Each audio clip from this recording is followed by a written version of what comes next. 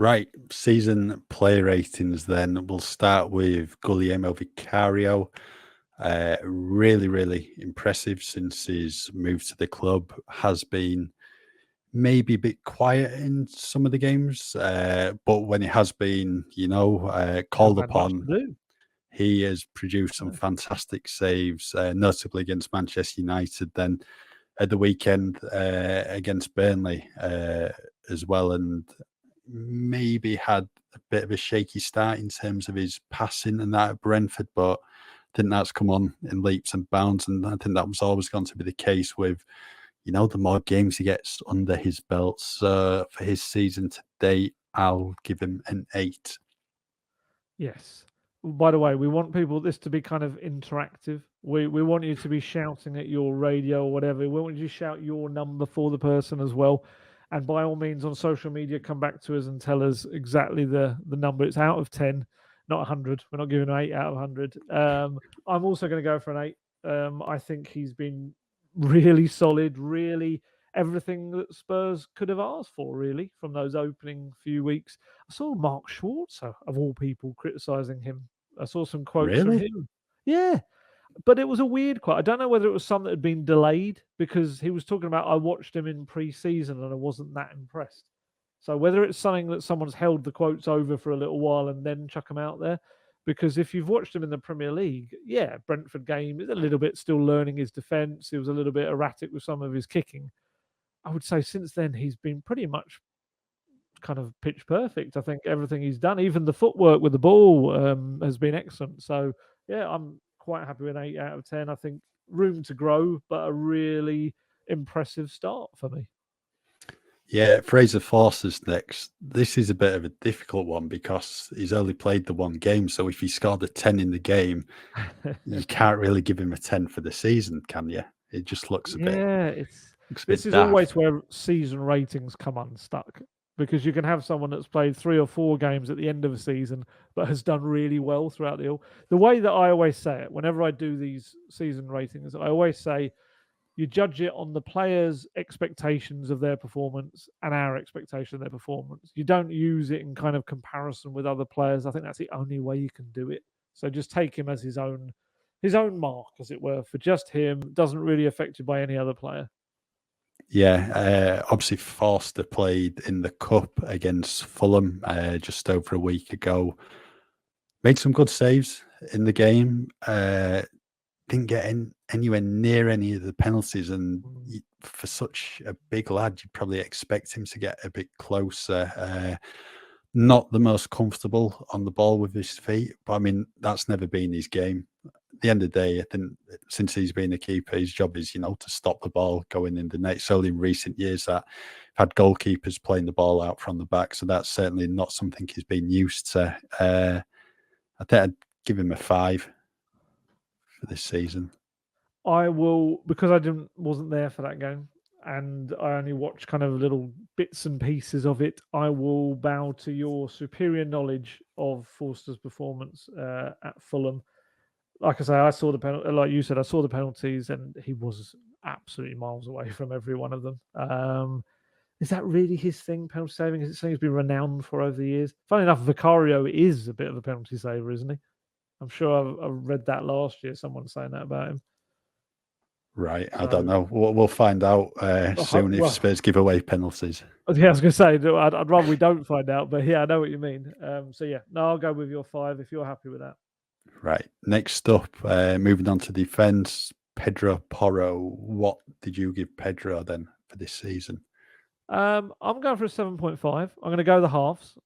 We are doing that, by the way. Sorry, I should have said that from the start to people. I think he's been a little bit in pre-season, was a little bit iffy defensively, but we're judging him on the season, the Premier League actual season itself, and I think he's actually been quite surprisingly good defensively. I think he's had the odd moment where he's maybe got beaten, like who was it got past him recently?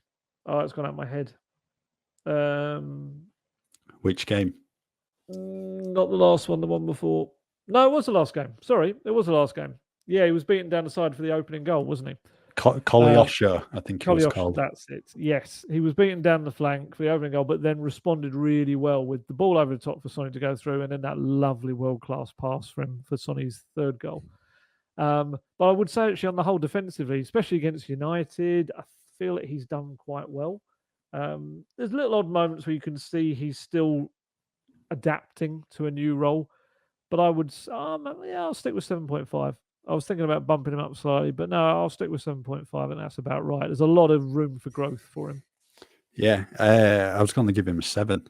I think he's had a good season. Obviously, wasn't in the team on the opening day, but since he's come in, he's been very good. Probably his best performance in the Tottenham shirt against Manchester United. He was steady away against Bournemouth, not at the same level as he was against Manchester United, but I thought he was good at Burnley. Had a role to play in 2 of Son's goals, as you were saying, beating down his side for Burnley's opener. I'd give him a 7 personally. Right, Emerson Royale then for you, Ali. Yeah, it hasn't really had too much to deal with, has he? Obviously, he scored on the opening game against Brentford. Nice finish, but he wasn't particularly good in that game. Defensively, got beaten a few times down his flank. I actually think defensively, he's probably looked shakier than Porro has, which is not the way around we expected it. I didn't see too much of him, obviously, in the Fulham game. How did he do on that one? So you can inform my opinion. To be honest, with Emerson that game, I was struggling to think of stuff to write about him in that game. I don't think he did too bad, but in an attacking sense, didn't really offer much when he went upfield. So I think I might give him a 5 for that game. Okay. Well, I'll go 5.5 then. I'll add a little bit extra because of the goal that he scored. 5.5. I think he's got to play really to bump that rating up. Yeah, I agree with you on that rating, especially giving him that extra 0.5 because of the goal, because it was a really well taken goal. I think he just needs the game time now, but with Pedro Porro playing so well, I don't know when he's going to be starting games, unfortunately. Right, next up, Christian Romero, one of Tottenham's 2 new vice captains. He has had an excellent start to the season. Brilliant start. Yeah, 2 goals as well. 2 very good goals. I think for me, 9. Same. Yeah. I think we're in total agreement there. I think he's been fantastic. Steps up to responsibility, the leadership, like you say, contributing at both ends of the pitch, really guiding kind of figure in that young back 4. He's 25 years old, but he's the leader of it. Yeah, I think he's had a terrific start to the season, and more of this, please. If this is the Romero we're going to get this season, and as we said, I think in the last pod, hasn't conceded a foul. Who kidnapped Christian Romero and put this imposter in his place? But yeah, no, I think he's superb. And the only reason I'm not giving higher than a 9 was because he only played a few minutes of the Brentford game because of that head injury. I think I'm very excited about what Romero could do. Just please don't get injured on international duty, please. Well, obviously you mentioned that no fouls, and you said that in the last podcast. He did catch Antoine Semenyo outside the box in the Bournemouth game. Referee waved play on. I mean, looking back at that should have been a free kick. Doesn't count. Doesn't count. I know it doesn't count, but I'm just saying it could have. But yeah, hopefully he carries on the way he's going.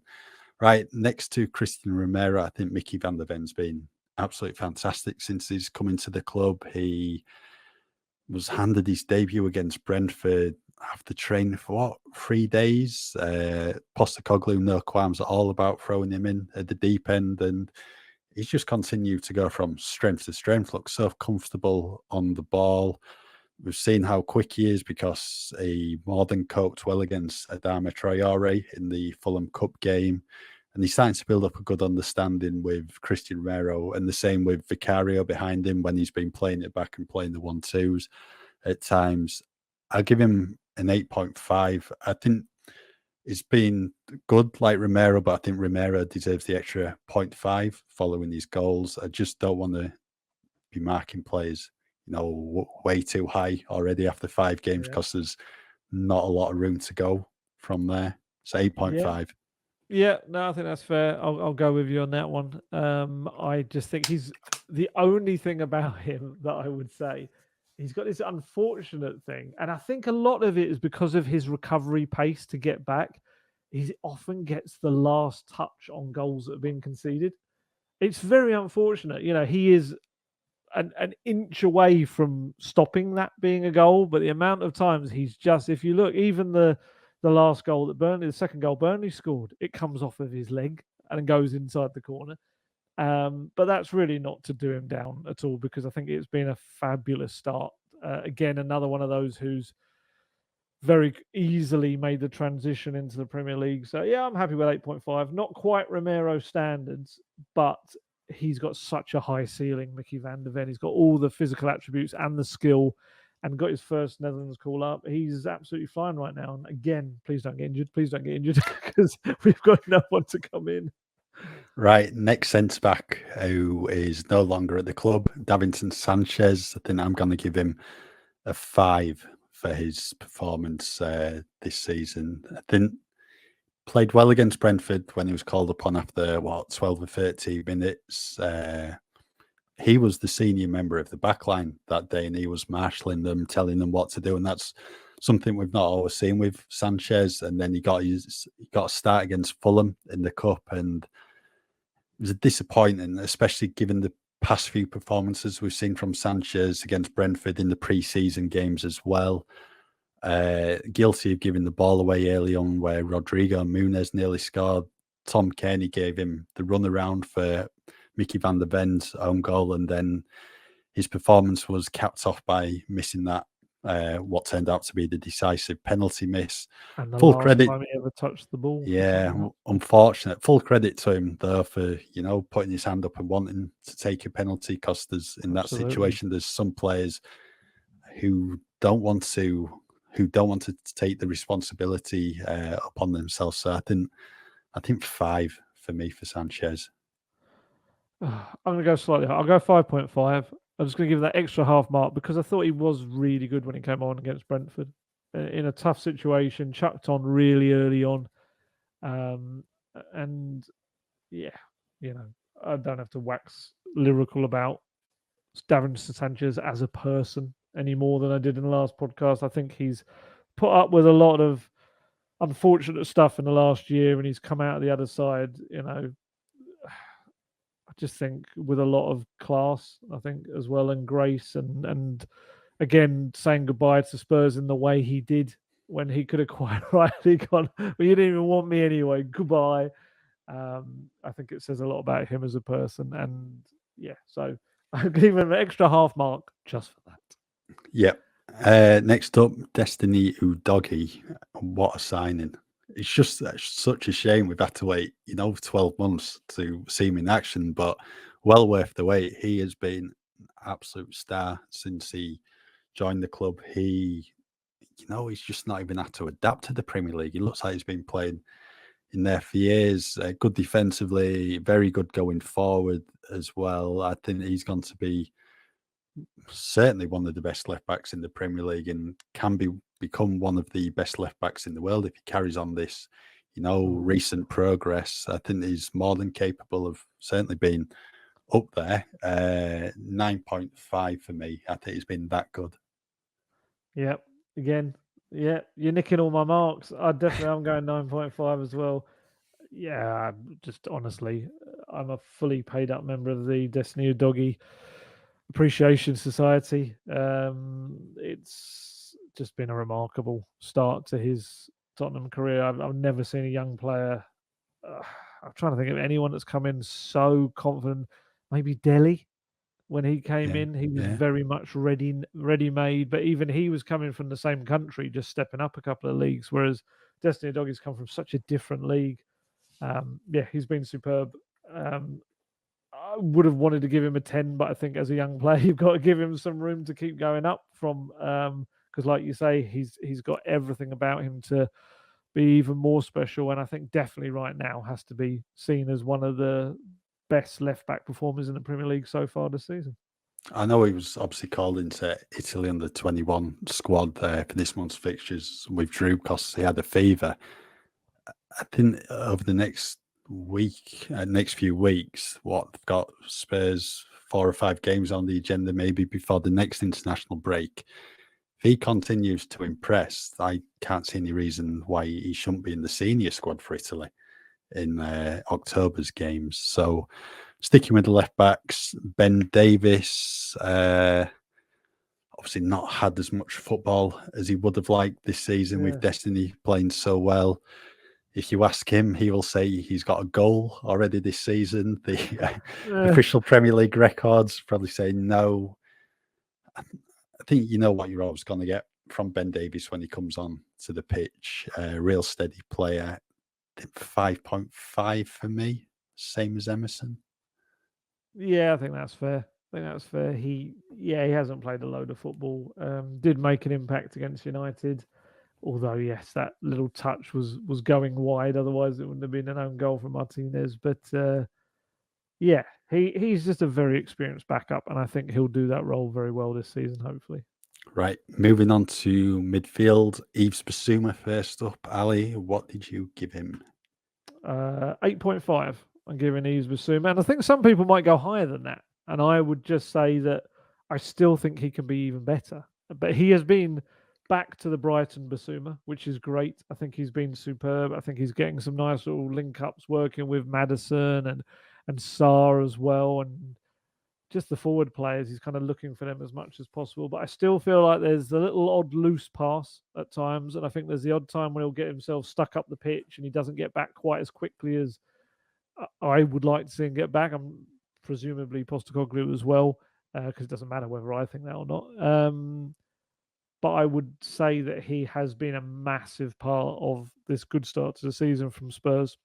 But yeah, I'm not going to quite tip him onto a 9. I'm going to stick with an 8.5 just to say that he's got a little bit more to do, but he is going to be one of the dominant figures, I think, of this season for Spurs. Yeah, I've given him the same as well. I thought it was outstanding on the opening day at Brentford, the same in the Manchester United game. Won man of the match, both of those 2 games. I thought then it was, very good again against Bournemouth and Burnley, but maybe not quite at those levels that we saw in the opening 2 games. So the 8.5 still a, really, really strong rating for the season so far. And yeah, he's looking more like the player we watched on a regular basis at Brighton. It just begs the question, why on earth weren't we seeing this Yves Bissouma last year? But I think we know why. Well, we know why, but at least Angie's getting the very best out of him now, and it's certainly benefiting Tottenham as a result.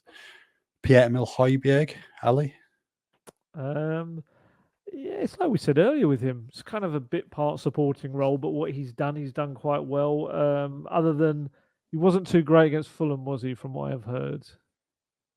No, maybe not his best of games, but I mean, Fulham were on top that game, just overrunning the midfield at times. So, yeah, but I think when he has come on in games, Manchester United and Bournemouth especially, I think he's played his part in the wins. Yeah.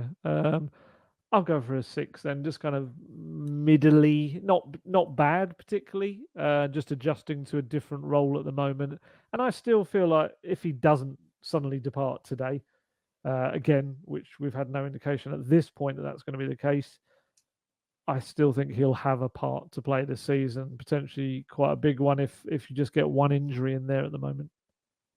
Yeah, I agree with you. I think I've given him a 6 as well. Such a different role for him this season. So I think it worked out. He'd started 109 of the last 114 Premier League games in the previous 3 seasons, and now he's just had to, make do with minutes here and there. I think played well in the Manchester United game when he came on. Just the experienced head, kept the ball well, kept it moving. Bournemouth, I think they needed him on the pitch at the time because they were being overrun, and Bournemouth did look most likely to score. So, yeah, 6 for me. Next player then, James Maddison. He's going to score very highly. He is, honestly. Again, another one I'd have given a 10, but I just feel like you can't give a 10 after 5 games or so of the season. he's been a revelation. He has become everything that this Spurs team is being built around right now by Postecoglou. And again, I would have been very happy if he didn't go to international duty and just stayed wrapped up in cotton wool at Hotspur Way. Although it's very hot to be wrapped up in cotton wool, I'd imagine right now. Yeah, of course. For him, I'd love him to go and play a big part for England and to kind of maybe break through and be recognised in that way for England that maybe he isn't at this point. But I do think the Spurs move will help him do that. It's weird when you think about it. And there is this theory, isn't there, among some players that playing for certain teams just gives you that little bit more exposure, which shouldn't really be the case. I mean, Leicester won the Premier League, Leicester won the FA Cup, Spurs won one League Cup in 25 years or so. Yet for some reason, when you play at Spurs, Spurs players have a better chance, or not better chance, but just seem to get more England minutes. It could be completely wrong. I could have that the wrong way around. It could just be that he finds this new level of form as well at Spurs, and I hope that is the case. But yeah, brilliant player. 2 goals, 2 assists, Premier League player of the month in my mind, and Spurs best player as well.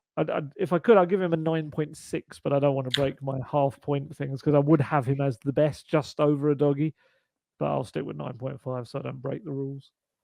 Yeah, I'm giving him 9.5 as well. I think him and Doggy have been the best 2 players for Tottenham this season. He's an absolute superstar. He's had such a huge influence on the football club so far. And yeah, I mean, there's not much else I can really add to what you said. He's such a good signing, absolute bargain. So yeah, 9.5 for me. Next up, Pat Matassa. I'm going to give him an 8. I think he's been very good. I think Bissouma's been better, slightly better. So that's why I've given Bissouma 8.5. But for Sarr to come in, limited opportunities last season, played very well in the AC Milan games, and I think those games towards the start of the year when he was given a run in the team. He's deserved his goal against Manchester United. Tottenham have a very, very good player on the hands who has the potential to become even better under Ange Postecoglou. Definitely. I feel like we're in an exam and you keep looking across at my answers. Either that or we're just actually in tune for the first time in ages. Yeah, I'd give him an 8 as well. I think he's not quite on the Bissouma Maddison level, but he has had a very good start to the season. And like you say, not only that goal, but the assist for Maddison was superb. I think an 8's fair for him. I think as such a talented young player, he's got so much more. I saw those Paratici quotes doing the rounds again, where he just spoke after they signed him last year about like every club in Europe wanted him and how his name's been on the lips of so many scouts and stuff like that. And I think that's what it's starting to see now. 20 years old, and he's got everything in his locker to be a Premier League star.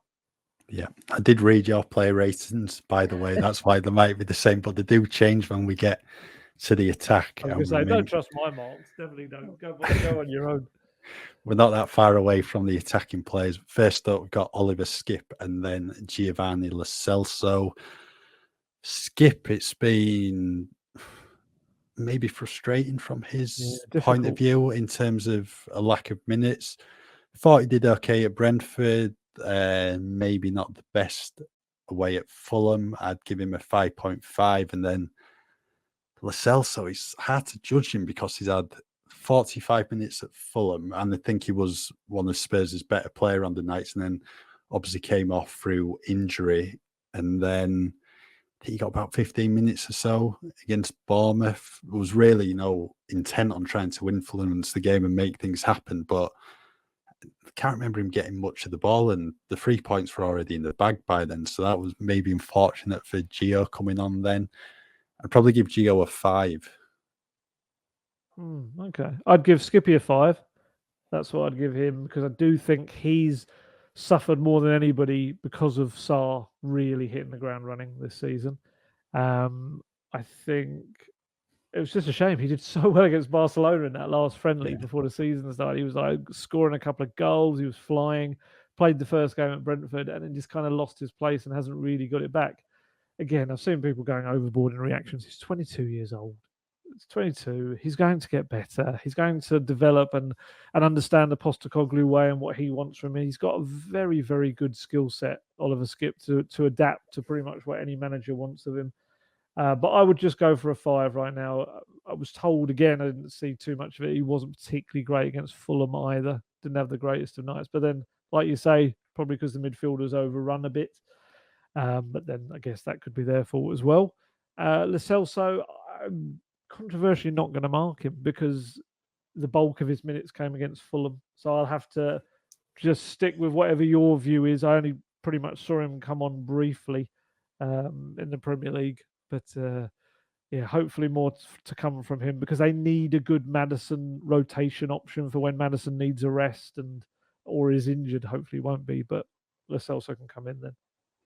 Yep. Moving on to the attack. Then Kulusevski first up. I'm going to give him a 6 for this season so far. He came into the club.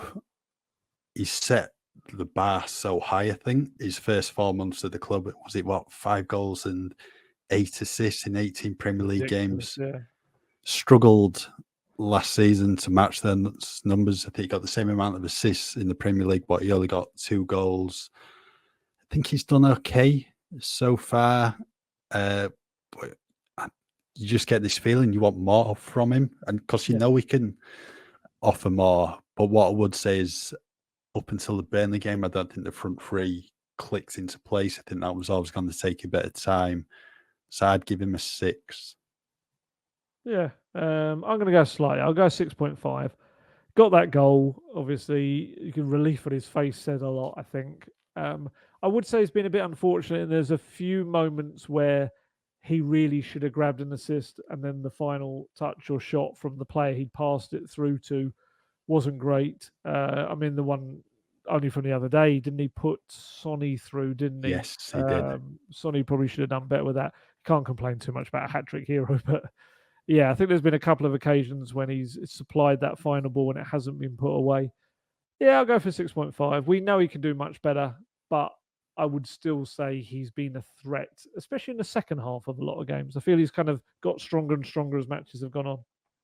Yeah, I think the Bournemouth game, once he scored, you saw a different Dane Kulusevski, because before that, he was just on the periphery of the action. And I think, as you've said before, I think you tend to forget how young he is because he just seems to have been around a few years now, played at some big clubs. So Son Heung-min, then, our ratings differ slightly, I think. Go on, what's yours?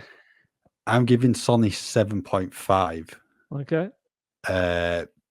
Because I think he's had a decent start to the season.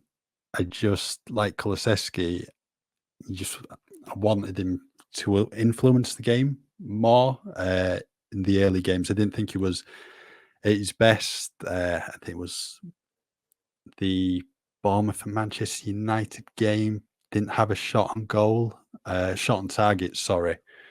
But like you were saying with Kulusevski, I don't think the front three had clicked up until that point. Great to see him get the hat-trick, though, at Burnley. That's why I'd give him just a 7.5 so far. I think Burnley very good. The others maybe not so good, but I think he's led well wearing the captain's armband. Yeah, I'd go just one slight notch further. I'm going to go an 8. I think a lot of people will probably go with your view, and I understand it completely. I'm going to knock it up ever so slightly higher just because of the impact he's made as a captain. I don't think that can be underestimated as well. Behind the scenes, everyone's raving about the captain he is and how he stepped up to the role. He's including everyone, getting everyone and kind of really, I guess, all focus in one direction, positive. It's not to say other captains have not done that before, but it's just something that he's really, really doing well. And I think in matches as well, there's been quite a few moments where he showed his experience. Postecoglou's pointed to it a couple of times, that just knowing the right thing to do in the right moments and also talking to the young players. I don't think it's any coincidence that Destiny Doggy down the left-hand side is flourishing in a partnership with Sonny. And I think that's because Sonny's using all of his experience in working with him as well. And also Maddison's playing very well down that left-hand side again in tandem with Sonny.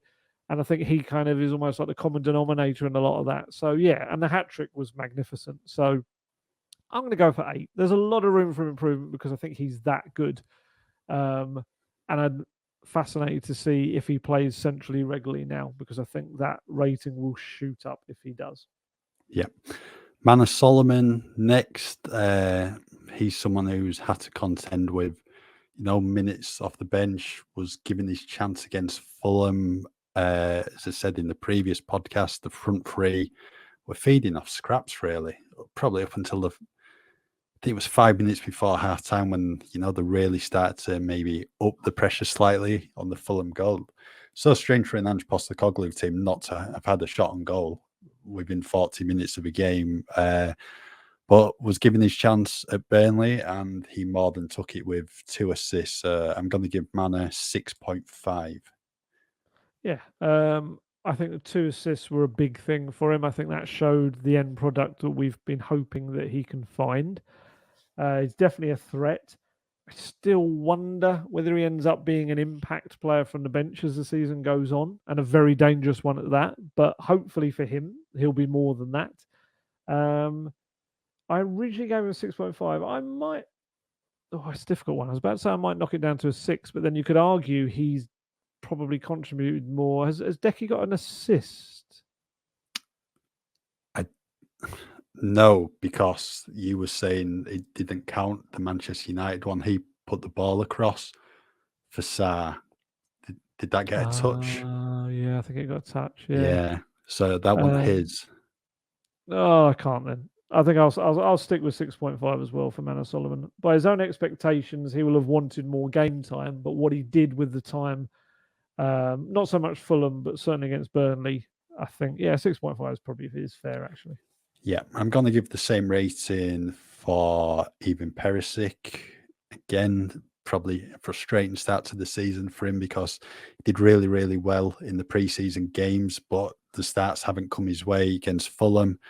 Didn't have a lot to do because Spurs didn't have the ball. Did get an assist for Richarlison's goal, and I don't know if it went down as an assist for Martinez's own goal at Manchester United. But I don't think you can have an assist for an own goal. When he's come on the pitch, he's made an impact. He did that against Bournemouth. I thought it was really good against Bournemouth, so I'm giving him 6.5. Yeah, I can't disagree on that one. I do think he's going to end up being quite an important little kind of bonus weapon for Postecoglou in terms of I don't think we expected him to be here this season, yet he's bought into the Postecoglou way. Postecoglou quite likes him as well. And in terms of the quality of his delivery, I think he's constantly going to be a threat. So, 6.5, and hopefully that will rise. Yeah, we've got Dane Scarlett next. You didn't give Dane a rating, did you? Based on 45 minutes. Yeah, I didn't see enough of him to. If I have to give him a rating, I'd give him 5. I thought he did well when he came on against Fulham. Perhaps a bit unlucky at times with the bounce of the ball just not falling his way in the area. But he's now at Ipswich for the season, and I think he'll have a really good season there. So 5. Right, the final player before we move on to Ange Postecoglou, and it's Richarlison. You give him a 10, are you? Yeah, I've saved my 10 till last. Give him an 11. He's broken the rules. Richie, I'm giving him 5.5. I think it's been a frustrating season for him. I think in some of the games he's played well. He's had a lack of chances on goal. What's fair to say, I think it was one against Brentford, probably one against Bournemouth. Can't remember any against Manchester United. Did score at Fulham. He's worked hard for the team. He's just not falling his way, and I think he's just desperate for a goal. And I think once it comes, then he'll start adding to his Tottenham tally. So 5.5 for me. I'm going low. I'm going 5, and I think he's even lucky to get that. I'll be honest. Really? There's definitely been Well, I think there's definitely been moments where he's held the ball up well enough. But I'm not really in this camp of if a striker doesn't get much service, then that's not his fault. I'm very much of the idea of a striker has to make their own chances. Then they have to get involved. They have to, if they've got to come deeper briefly, then they've got to do that. Or if they've just got to be a general threat up front in trying to win the ball back themselves, then they've got to do that. There's ways around it. And I think that's what Harry Kane eventually became. I wouldn't say Harry Kane always started off in that kind of mold, but I think he just realised he would have to come deep to get the ball at times. And again, people might argue that's not what Postecoglou wants anyway. But yeah, Richarlison, I still hope will come good. I do think he's going to have to watch Sonny for a little while in this central role. Cue Sonny going back to the left against Sheffield United, Richarlison going up top. But he's got to do a lot better than he has been. He's £60 million attacker. The whole idea at Spurs this summer was very much like, okay, well, if Kane does go, we've got Sonny, but we've also signed a £60 million striker or an attacker. So he has to live up to that billing. And I think in terms, if we're judging this on expectations, definitely a 5 for me, and maybe lucky to get that. So hopefully he goes away with Brazil, gets his confidence back, and returns in a bit better form.